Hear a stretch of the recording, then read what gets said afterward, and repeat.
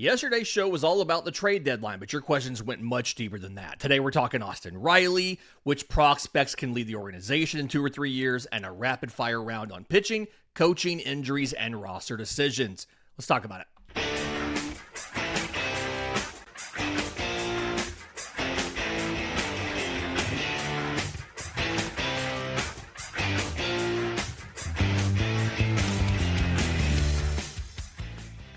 Yes, welcome on in to Braves Today, a production of the Believe Podcast Network and presented to you by FanDuel. I'm your host, Lindsay Crosby, author of the Braves Today newsletter over at bravestoday.com. Doing a mailbag is somewhat of an egocentric exercise, right? It is people wanting to know what you think about specific topics. Never imagined I'd have enough for 2 shows. So shout out to everybody who sent in questions on YouTube, on social media, things like that. We're going to get to prospects in the second segment. First, I want to talk, one of the biggest non-trade deadline things we were asked was about Austin Riley. And it's been, obviously, a tough thing to talk about because Austin Riley, just being completely honest, has not been good. This has been a very rough season for Austin Riley. And when this mailbag came out, it was right before Riley actually got a day off, which is a thing that would have been inconceivable to imagine just a few years ago. Going into Friday night stuff, just housekeeping here, I'm recording this right before the start of the game on Friday night. Riley's hitting .212 with a .290 on base and a .344 slug. And so a lot of these questions here, how much, the biggest gist of this was, what is wrong with him? What should Atlanta do now? And what can Atlanta realistically do long-term with Austin Riley? And I think the way to think about Austin Riley right here is a little nuanced, okay? I don't think they're going to trade him right now. Something drastic like trying to dump if you believe that this is now a bad contract, and based off of the stats, if Riley were to continue playing like this, then yes, it would be a bad contract. Trying to dump a bad contract isn't as easy to do with the trade deadline as you would imagine. In the offseason, you're going to get more teams engaged, willing to take on the money, etc., so on and so forth.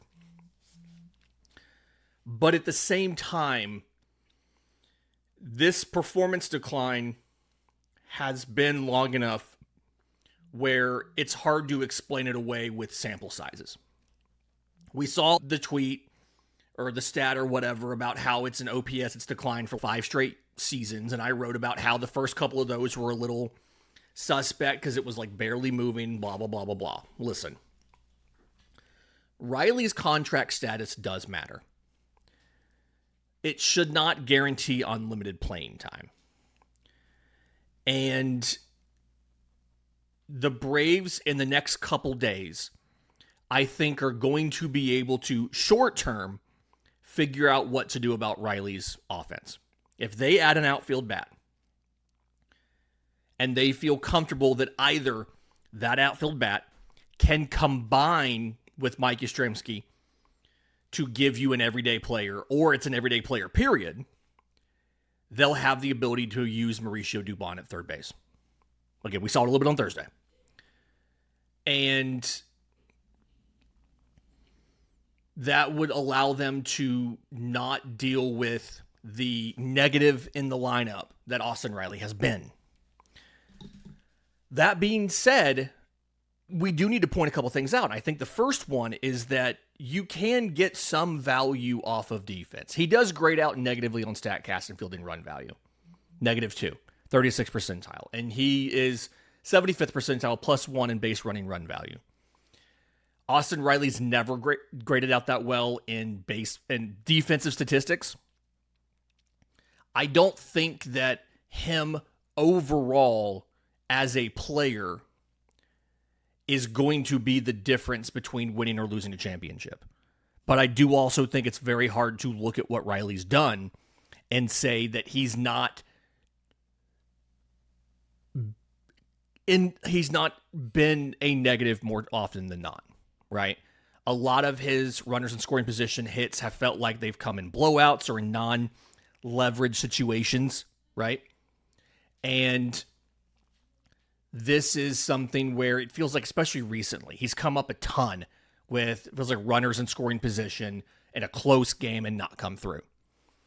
I do agree that the Braves need to have some plans. It needs to be more strategic rest. It needs to be more favorable matchups. The thing here is, I don't know if you can get him on the injured list for a reset, right? The league has cracked down on these phantom IL stints. And yes, nobody right now is 100%. A lot of guys are dealing with soreness or inflammation and things like that and all of that. I don't think an IL stint is medically justified. It just would be a performance kind of workaround thing. And really, the issue here, I don't think it's declining skill. I think the issue here is some sort of lingering issue with the physical recovery from the core muscle surgery. And the problem is a lot of the things that we would look at to determine the health of his core, right? Like a bat speed and things like that. Those are all still pretty nice. But I think a lot of this is more mechanical issues and mental. And if you were to try to trade Austin Riley right now, you would not have as many takers as you would hope for, because so many teams the idea of taking that on to end the season isn't that great. And you're not going to get value out of this. You would be trading at the bottom of his value. And I really do think the way to handle this is mitigate it in the short term, right? You have Mauricio Dubón. You can use Dubón strategically at third base to not overexpose Riley. If you have to pinch it for him late or whatever. But from there, give him a fully healthy offseason. My prediction is that he'll get a fully healthy offseason to see what he can do when he's not recovering from major surgery. And again, Heidi Watney talked about this on this show. Guys take a while to come back from these things. My prediction would be, if you see him continuing to struggle in 2027, that's where you would consider making a significant move. That's where you could see the Braves try to find a way to move part of that deal. It probably wouldn't be until that offseason, but that would be the moment, would be the end of next season. Because the thing you have to remember, Austin Riley is signed through 2032. So he is making $22 million a year for the next 6 seasons. And you can't, people who say this was a bad deal when it was signed, he signed it in 2022. He signed it in 2022. And he played really well after he signed it until those injuries started. And the injuries started in 24 and 25. He started slow in 24 and then lost time to injury. He hadn't rebounded that much in 25, lost time to injury. And now he's struggling. Just my gut and all of the things that Ahe has said over the last couple seasons about how they treat these guys on long-term deals, I just continue to feel like they're going to give him a fully healthy season to see if he can get back to the guy they signed to the extension before they pull the plug. I know a lot of people are going to hate to hear that. It genuinely feels like that is what they are going to do. But then I think this does spread out a little bit into a larger conversation about the core of the team. Because when you look at the long-term deals on this roster, you're in a situation of you have guys that you're having to make contract decisions on soon. And so the makeup of the core of the team is going to be different. Trying to get my other tab up here with the contracts. Matt Olson signed through 2029. Michael Harris is signed through 2030. And then there's young guys that you have control over. Spencer Schwellenbach through 2030. AJ Smith-Shawver through 2030. Drake Baldwin through 2030. Didier Fuentes through 2031. Obviously, any prospect you bring up is going to be even longer than that. You have to start making decisions on guys like Ozzy Albies. His final option year is next year. You're going to have to start making decisions on guys like Ronald Acuna Jr., $17 million club options in 27 and 28. And so what I could see the Braves doing is, if they don't think Riley is part of that entire future today, is dealing with that next year. Because right now, the Braves don't have to decide in season, while they look to be one of the 3 best teams in the National League and have 3rd or 4th best odds of winning the World Series in all of baseball. The Braves right now do not have to decide whether Austin Riley is part of their future. They do have to decide whether the current version of Austin Riley deserves that same role tomorrow. This is a short-term conversation right now for Austin Riley. And I do think the organization would be doing themselves a disservice if they tried to do the entire Austin Riley's future with Atlanta conversation right now. If you find an outfielder who can be a starter or can combine with Yaz to make a full-time starter, then provided that Ronald stays healthy, which is not a given, you can mitigate the third base situation with Mauricio Dubón. And while you're doing that, you can work on the timing and the mechanics and the mental stuff with Riley. And if you can get him back in time for the playoffs, great. And if not, you don't have to play him. You have Dubón. And then in the offseason, that's when you can decide, is he still part of this team's core? Do we give him one more shot, or what do we do? That's how this works. And any transition from one core to the next depends on the prospects Atlanta develops and the prospects it's willing to trade. And we'll talk about that next, right here on Braves Today. Second segment of Braves Today, Lindsay Crosby. A lot of questions about prospects, and a lot of different kind of ones. Everything from J.R. Ritchie and Owen Murphy and their value to A.J. Smith-Shawver, who technically is not a prospect. Let's make that clear. All the way down to future guys. Let's kind of take these. I apologize for not having the actual text of the questions and the names. I pulled everything and grouped them together into groups, and I forgot to write down everybody's usernames. Next time I will do that, I promise. But I think the first thing that comes up when you talk prospects, what are J.R. Ritchie and Owen Murphy actually worth? Because there's been this idea I've seen, and I could understand why somebody would do it with Ritchie. It blows my mind when people do it with Murphy too. But it's this question about, has their struggles this year at the major league level tanked their value? And that's just simply not how baseball works. Both these guys, I'm pretty sure J.R. Ritchie still has prospect eligibility. He's thrown 54 innings. I think he's out of Baseball America's eligibility, but still in MLB's or something like that. But ultimately, we have more information on J.R. Ritchie, and his flaws are more obvious to all of us.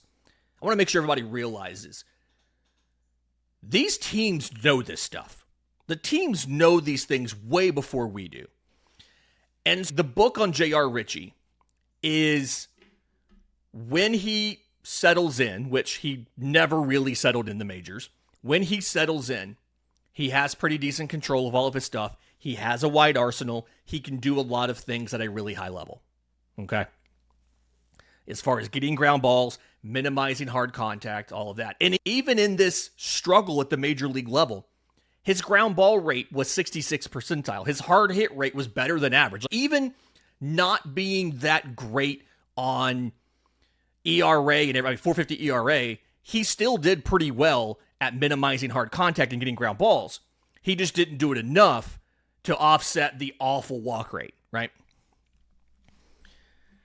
J.R. Ritchie is more than likely going to be a number 4, number 5 starter. And I do think, I've talked about this quite a bit now,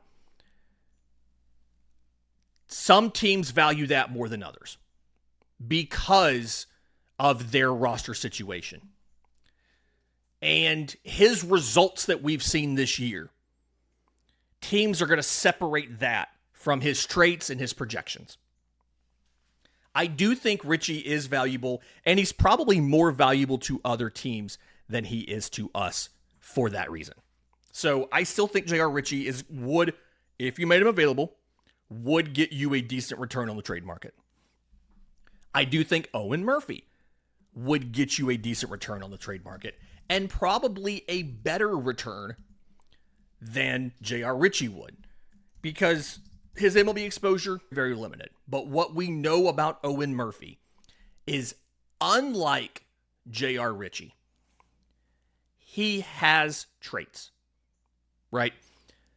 He, in AAA this year, 30% whiff rate, 71st percentile among AAA. He held opponents to a 75% contact rate in the zone, like 87th percentile.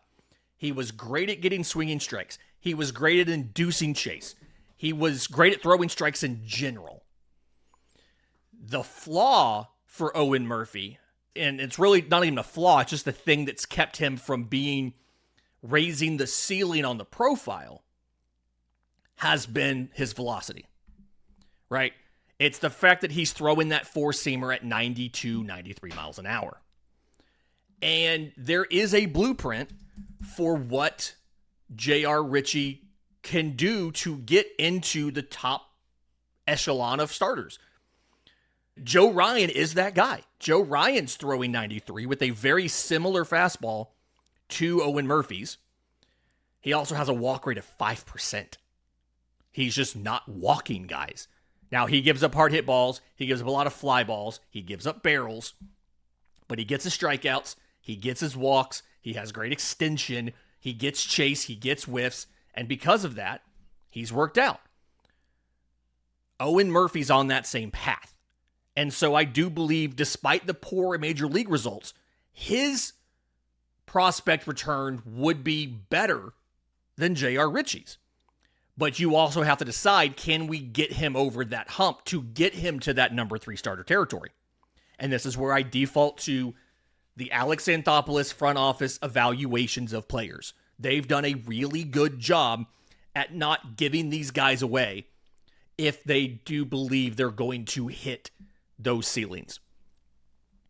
So if you see Owen Murphy traded, it's because the Braves believe that they can't get him to be a number 3, but somebody else values him like a number 3. I do think that if it was side by side, Murphy would get you more than Ritchie. And that's just because of the ceiling. Ritchie's realistic ceiling is a 4 or 5. Murphy's realistic ceiling, not like 99th percentile, but like 90th percentile outcome, his realistic ceiling's a number 3. And that's inherently more valuable. Question for the Braves is, can they get him there or not? The other question was about, is AJ Smith-Shawver a trade chip or part of the future? I genuinely believe Atlanta wants him here because he is insanely athletic. And there's a question coming up in a few minutes about why do we not have a flood of young pitchers from all of these waves of pitching that we've drafted. And we changed some of the patterns from Dana Brown to Ronit Shaw.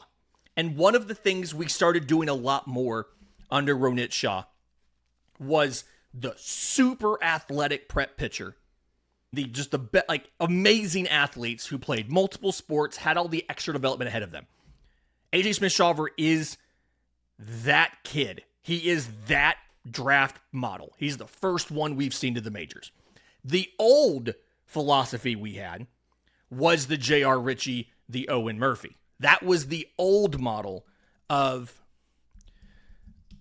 prospect that we took as far as prep pitching. We took a kid, hey, this kid's going to be a major leaguer.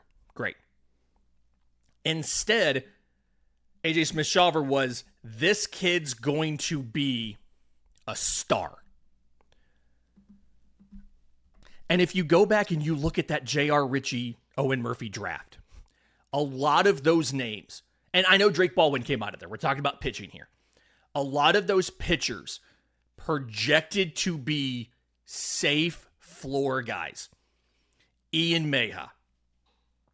Cole Phillips was a high school prep that just never has. I still don't think he's actually played baseball because he's been injured so much. But Cedric Grand Prix, Owen Murphy, J.R. Ritchie, guys that should have been major leaguers, had safe, projectable outcomes. You flip to 2023, and there was an emphasis on stuff and athleticism. Hurst and Waldrop. Like, right there in that draft. Bam. We're trying to get these guys who can be insanely athletic, who can come out. And, like, I say this knowing that A.J. Smith-Shawver was in 2021. But it's competing ideas. The Braves are leaning into what A.J. Smith-Shawver can do and his profile. They're leaning into that concept because they're looking for impactful arms at the top. Because if an impactful arm that projects to be towards the top half of your rotation struggles a little bit, he can still be a number 4, number 5. If your number 4, number 5 guy struggles, he's going to be a reliever. We saw this same kind of bet when the Braves were taking third baseman like a Nacho Alvarez and trying to make him into shortstops. Or taking a first baseman like a David McCabe and trying to make him into third baseman. Right? This is that same conversation on the pitching side. If you draft a kid for a floor and he doesn't hit the floor, where do you go? Bullpen. If you draft a kid for ceiling and he doesn't hit the ceiling, you've still got a ways to go down the spectrum. That's what they're doing. Now, will more of those high ceiling kids flame out? Yes, they will. But guess what? Most prospects will flame out anyway.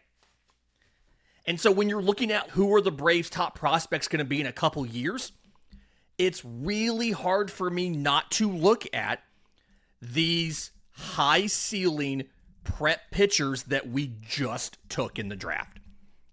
To go look at your Jensen Hirschkorns, or your Caden McCarthys, or your Cole Dennises, and say, hey, these kids, super projectable frames, big tools already, great velocity, multiple pitches. Are they going to get hurt? Yes, they're going to get hurt. We're going to talk about pitching injury in a second. Yes, they're going to get hurt. Every pitcher gets hurt. But these kids have all of the tools to be frontline starters. And if they don't work out, they can still be back-end starters. And then if they don't work out, they can be relievers.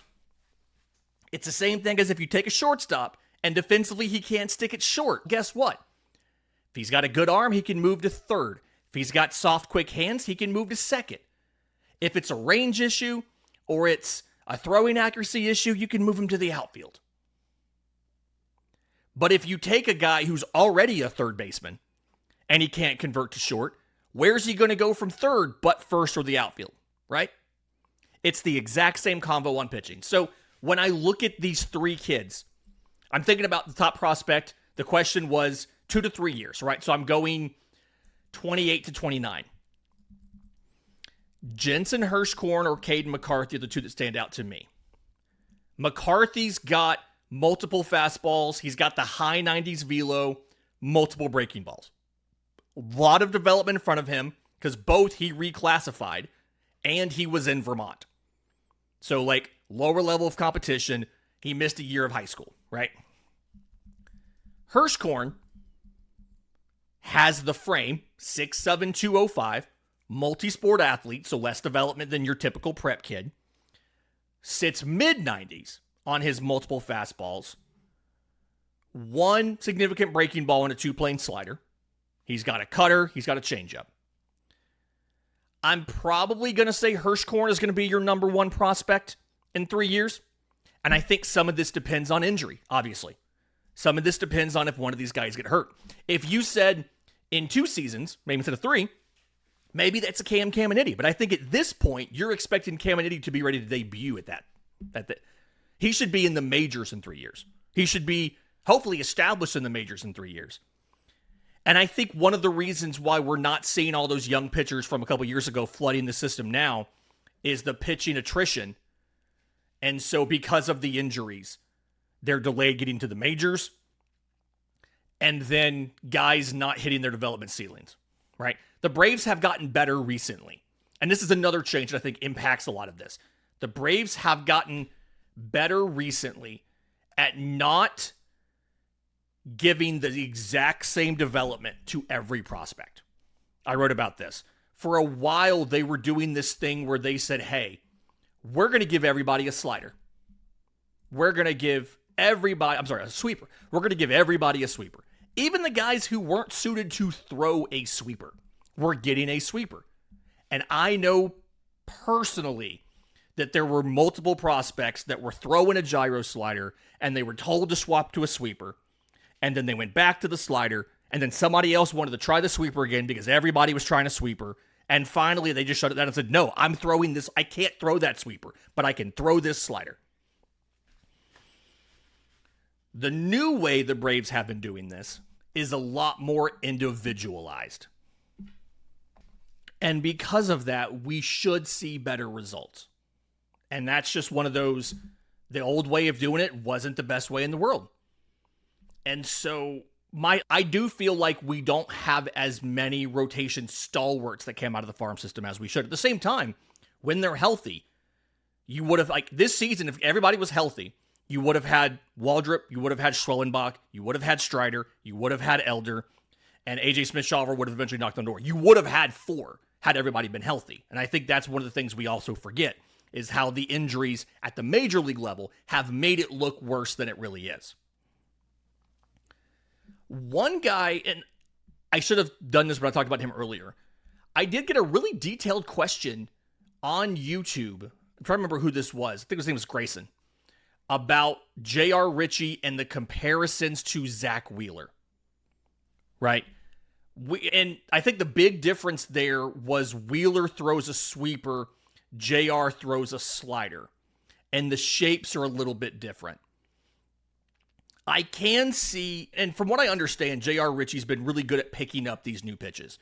I can see over the winter, especially a winter where the Braves are not going to have a lot of contact with their guys. In a lockout, the Major League organization can't talk to the players. There's no communication between the Major League organization and this. And if you have an injured guy, it sucks. Because I don't think there's a workaround to let the team doctors work with the guys. They give detailed rehab plans and information to their own personal doctors because the team guys can't get their hands on them, can't examine them, can't talk to them during the lockout. But I would imagine the plan for J.R. Ritchie, if he's not traded between now and Monday, the plan for J.R. Ritchie is here is a list of what we want you to work on. And thing number 1 is miss more bats. And if he has to add a pitch to do that, he's going to add a pitch to do that. And I feel like a sweeper would help J.R. Ritchie. The question is whether he's going to feel comfortable with it against both-handedness. Right? Zach Wheeler throws his sweeper. It's like his third most used pitch to righties. He barely uses it against lefties. Because biggest platoon splits of any pitch in baseball is a sweeper, right? So when you look at what Ritchie does as far as missing bats, lefties are already a weakness for him as compared to righties, right? Strikeout rate, a lot of that stuff, he's worse against lefties than he is against righties. Not great against either one, but so if you were to break that down and say, hey, we need you to focus on adding a sweeper, it doesn't necessarily help that issue. It doesn't help with missing bats against lefties, and you can get it against righties, and it will be an improvement. I think the key for me with J.R. Ritchie, it's going to come down to figuring out why in the majors, the control he showed in the minors did not show back up. Because the thing that he was known for in the minors was the ability he wasn't walking a ton of guys. He wasn't great, but he wasn't awful. He wasn't this bad. And he was getting weak contact. And when you saw him in the majors, he was horrible on control. Add a sweeper, sure. What he really needs to do is find a better way to set up the curveball, right? It became his most used pitch because it's the pitch that could miss bats. He was trying to survive. I think at the end of the day, That's what Ritchie's going to have to do. A sweeper may help against right-handed hitters, but also development has to follow what he can command.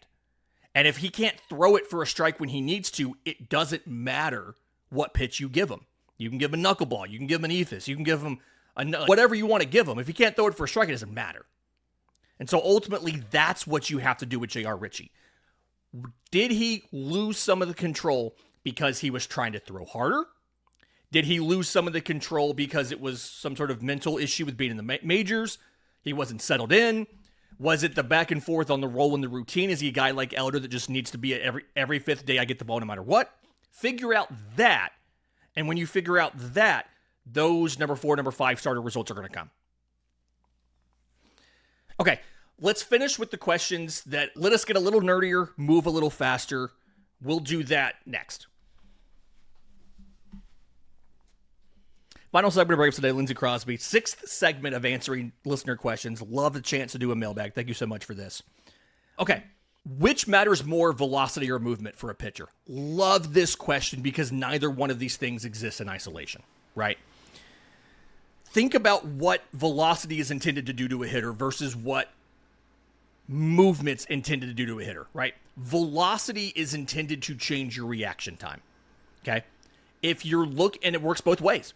If you are getting let's say you're getting a bunch of mid-80s sliders, and somebody goes and pops 95 on you, there's a good chance you are going to be behind that.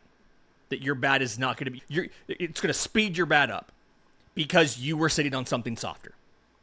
Velocity changes reaction time. Movement changes your bat path. So the idea is you may get to that fastball after all those sliders, but you may not make optimal contact because you're late on it. You're going to foul it off. You're going to weakly hit it, whatever. Movement is to get off of the barrel, ideally completely off the bat at all, but at the very least to get off the barrel. And so the best one of those is the one that hitter can't comfortably cover when they're on guard for the rest of your arsenal. And that doesn't answer your question. I know that. Velocity or movement, which matters more? Because they both matter, but they do different things. Command of that velocity matters. The pitches and how they interact matters. And one of the next, it's just starting to get into the public analysis sphere, but teams have been working on this. People I've talked to in the game. How pitches interact with one another. How effective a slider is after a fastball. How effective the second slider you throw after that fastball is. If you go fastball, that second slider is not going to be as effective because there's not as much difference from the first to the second as there was the difference from the fastball to the slider. How well you can locate them. If you're pumping 102, but it's out of the zone every time, it doesn't matter. The Nats had a sign in their spring training facility in 25, I think. I don't care how hard you throw ball 4. It's a little reductive in the thought process, but it gets the point across. Part of the reason that I love a good cutter is the fact that the cutter gives you more. The cutter gives you both. Better way to put that. The cutter gives you both. It can give you the velocity. It's typically a little bit softer than your fastball, but my favorite cutters are the ones where the guys are getting it close, right? A couple miles an hour off. But it also has the movement. So it can run off the barrel and also mess with their timing. That's why I'm such a fan of cutters. And the pitch has an inherent weakness in that it typically can't survive in the heart of the zone. Not a lot of pitches can survive in the heart of the zone. One of the only things you can really kind of throw in the heart of the zone and get away with it is a very high velocity fastball. I remember talking to Spencer Strider before 24 spring training, and one of the things he talked about, and I went back to check the stats later, and he was right. 98 down the middle is harder to hit than 92 on the black. Whiff rates, everything else, it's harder to hit 98 down the middle than 92 on the edge. Velocity is the only thing that can survive in the heart of the plate. And if somebody's sitting on that, even there, it doesn't always do it.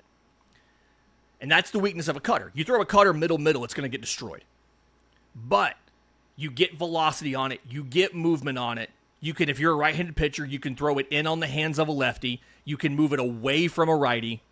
You can throw it inside and bring it front door on a righty. You can take it out of the zone. If it's a lefty, you can throw it away and let it come back and catch the edge of the plate on a backdoor situation. You can come in on their hands, get the handle of the bat, break a bat. That's why I love a cutter so much. It kind of gives you some of both. Another question, does Atlanta's pitching development strategy contribute to injuries? The thing that contributes to injuries among pitchers is the fact that they pitch. The worst thing you can do in the game of baseball from a health perspective is to pitch. It is not good for you. I will say that there are organizations, and Atlanta's not necessarily one of these. There are organizations that have a larger appetite for injured or high injury risk arms because, and like the Dodgers are a great example of this, because they can afford to, one, not have that money on the field if that player gets hurt, and two, have the depth to replace them. Think about their pitching. Think about the rotation you're going to see from the Dodgers. Yoshinobu Yamamoto is going to be there because he's a combination of both velocity and durability. He's one of the best pitchers in baseball. I love watching Yoshi pitch. But Blake Snell has been injured a bunch, but when he's on the field, he's great. Tyler Glasnow, one of the most injured pitchers in baseball, but when he's on the field, he's great.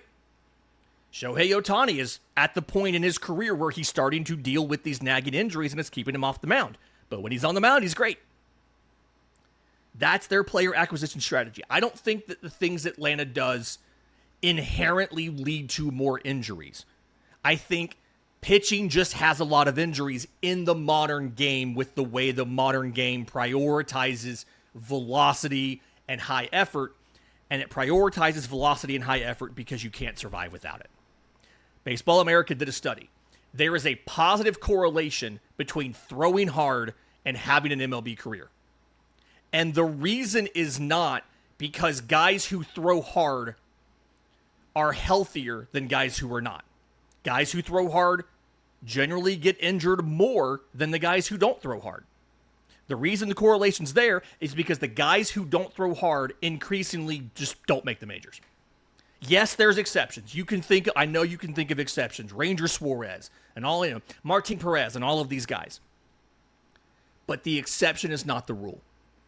The average velocity in Major League Baseball keeps increasing every single year for a reason. And the guys who can't come close to that velocity, more and more and more, are just not even making the majors.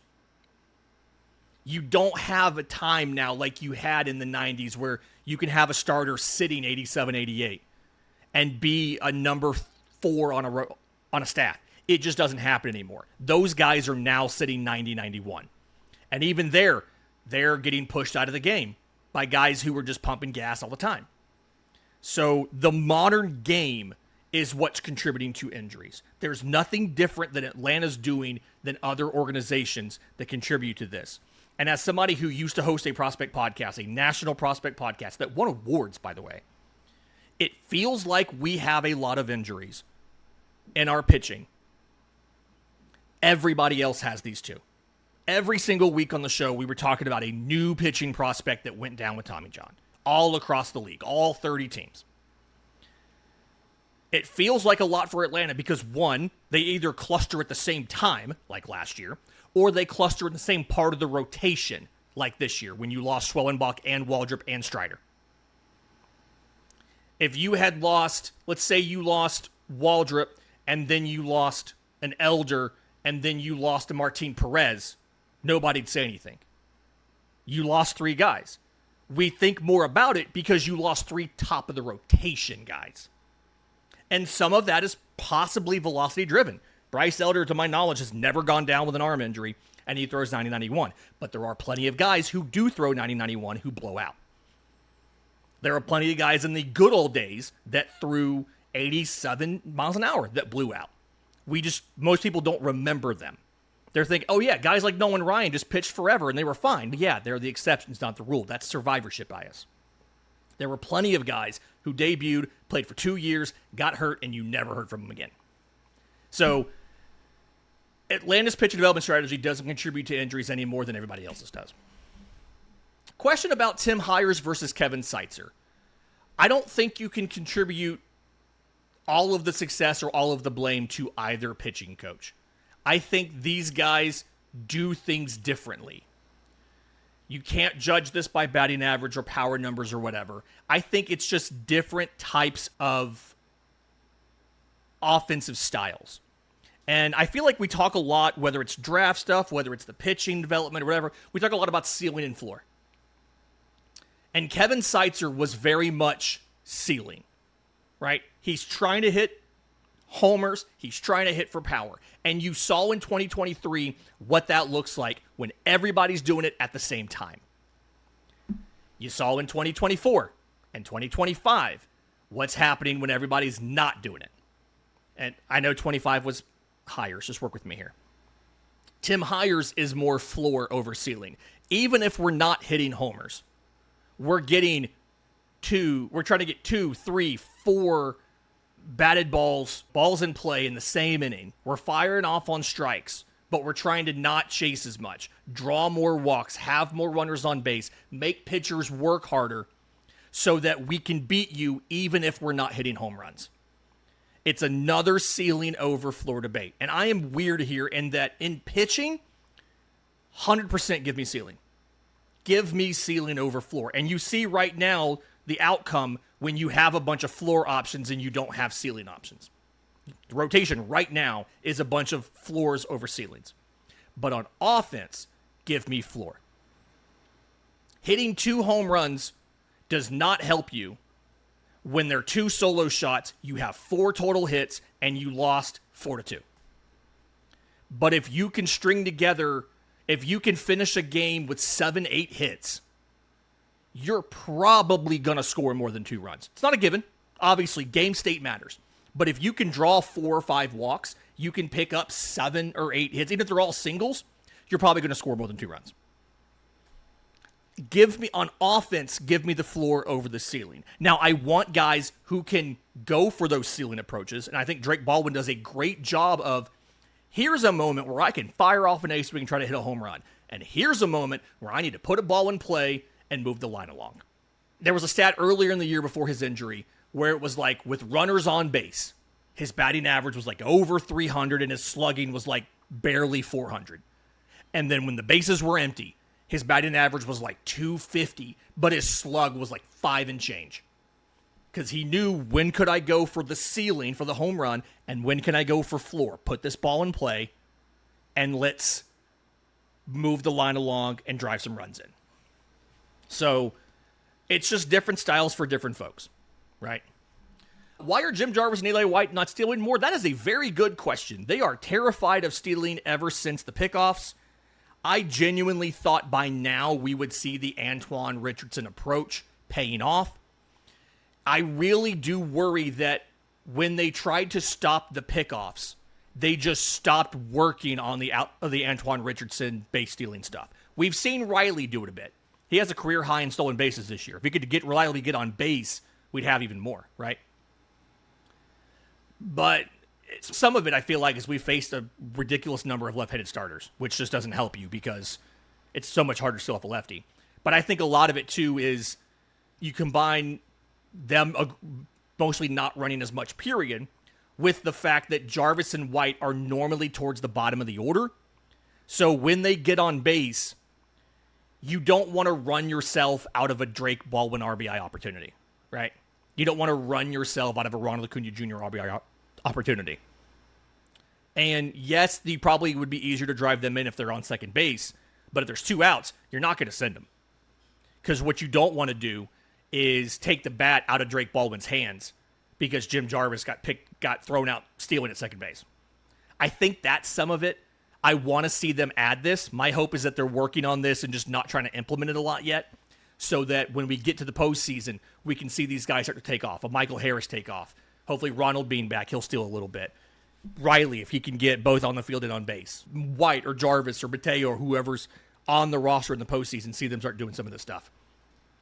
What happens to Dom Smith when Sean Murphy returns? I genuinely don't think Dom Smith's going to end up being here much longer. Now, Dom and Murphy do different things offensively, right? Murphy's there against lefties. Dom's there against righties. But you just have so few options as far as spots you can make on your depth chart. You bring Sean Murphy back, you either have to get rid of Joey Bart, which last time we got rid of a catcher because Murphy was coming back, you saw that came back to bite you. If you want to use Drake Baldwin as a DH 4 times a week, you probably need to carry a third catcher, especially with Kyle Farmer not being here. So I would imagine Dom is gone when Murphy's back. Another question is going to be Ha-Seong Kim has to come back by Sunday. His rehab assignment ends after Saturday's games. Does Jim Jarvis get optioned down? Does Jorge Mateo get DFA'd? Does Eli White or somebody else go? We got to figure that one out as well. Or do you try to make a trade? Do you trade Ha-Seong Kim, pay his salary to somebody else? He has been looking much better offensively in AAA as far as the batted ball quality, the walks. He's looked more like we were expecting him to look. Do you bring him back do you try to trade him and pay his salary to go somewhere else to get a piece back? I do think Dom Smith is the most vulnerable guy on the roster. I do think if they make a move, it's because the only thing that he gives you is offense against righties. That's it. And even that, he's not been great at that recently. So I do think he's vulnerable there. Which non-prospects or AAA players are most likely to be traded? This is tough.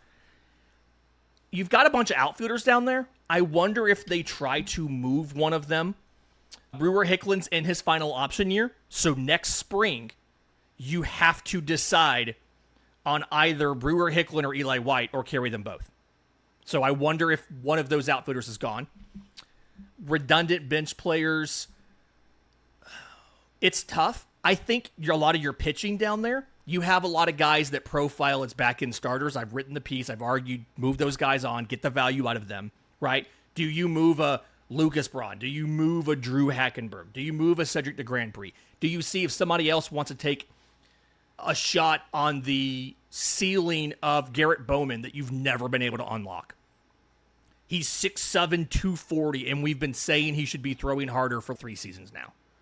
Does somebody else say they want to go on and do that? Last couple questions here. Why are the Braves so quiet with injury updates? The minor league ones, they just don't have to do them. And because there's nobody in minor league clubhouses anymore, there's no way to call them out on it. They don't have to give information, so they don't. Either somebody tells a person like me and we break it, or it gets to a national prospect person and they break it. You just don't have to. They don't have to anymore. On the major league side, I think some of it might be competitive information near the deadline. If they come out right now and say Hurston Waldrop's not coming back this year, all that does is give a team who's looking to trade a starter to Atlanta that much more leverage, because they know that's one less internal option that Atlanta has if they don't get that guy. That's probably why we've got no updates on Strider or Waldrop, honestly. It's probably that. Because they don't want to talk too much and give away any sort of leverage they may have to other teams. I do think some of it, too, is they don't always know in Atlanta, and by they, sorry, Walt Weiss does not always know the most up-to-date medical information on these guys. He's busy with the day-to-day, and when a guy gets hurt and steps away from the team for medical checks and everything, he's not always up to... Look at the Schwellenbach thing. He was asked about Schwelly. He didn't know the status, if he was even throwing or not, and the very next day, apparently somebody had told him, no, Schwelly's in Florida, he's already throwing. Weiss just didn't know. I think some of it, too, is, especially if it's a bad injury, it's a little bit of, like, respect for the player. They want to give them the opportunity if they want to break the news somehow, or let them adjust to this new reality of them having this injury before the team comes out and starts talking about it. Because once the team announces it, now that player is going to be contacted by media for comments and all that kind of stuff. So I think some of it's a little bit of letting these guys handle that new situation before they need to address it publicly. But there are organizations who are much better about injuries. I think it's the Tigers put out their PR team on, like, every single day puts out a medical notebook. Every single player who is unavailable due to injury, majors and minors, here's what they did today. Here's an updated prognosis, right? This guy continued to get rehab, had a throwing session. This guy did this. This guy did that. This guy's preparing for a rehab assignment. They could be more transparent. They just don't need to, so they don't. Would Jackson Holliday be a realistic buy low? I chuckled at this. I don't hate the idea of this. I just, at the same time, I think we're at the point now where the Orioles are in it. Like, we need Philly to win this weekend, probably, if we want the Orioles to sell. Because right now, the Orioles are, at going into Friday night's games, the Orioles are 2.5 games out of a wildcard spot. When you look at Jackson Holliday, I think it's hard to argue he was not rushed to the majors. They brought him up very quickly. Defensively, he struggled range-wise at second base. Now, you have to remember, this year, too, he was hurt, right? I think it was like a broken hamate bone or whatever. Despite that, though, he's improved slugging every season. He's improved on base every season. He's improved batting average every season. In a perfect world, he probably doesn't debut until 25. Instead of getting 200 and something plate appearances in 24. And then age 22, he's already on his third year in the league. He probably debuts in a perfect world last year late and then starts all year this year as his first full season. But I wouldn't be afraid to take it on, but it won't happen. One, they're contending. Two, he is getting better. The defense is a struggle. A lot of their guys aren't good defenders. But he is adjusting to the majors and getting better, and it's just not going to happen. So I'm not afraid. I'm not opposed to it. I think something more likely would be going out to get a Jordan Lawler, like I said yesterday. A Drew Jones. Bring the local kid, the legacy home, and see if you can make something happen there. So that gets us through the Braves Today mailbag. Thanks to everybody who sent a question on YouTube or on X. I didn't get to every single question. I got to most of them. A lot of them just became a larger conversation across both of these episodes. Keep sending those in. This is absolutely a format we can and will do again. Thanks to everybody. Please like the video. Please subscribe. We'll see you next time on Braves Today.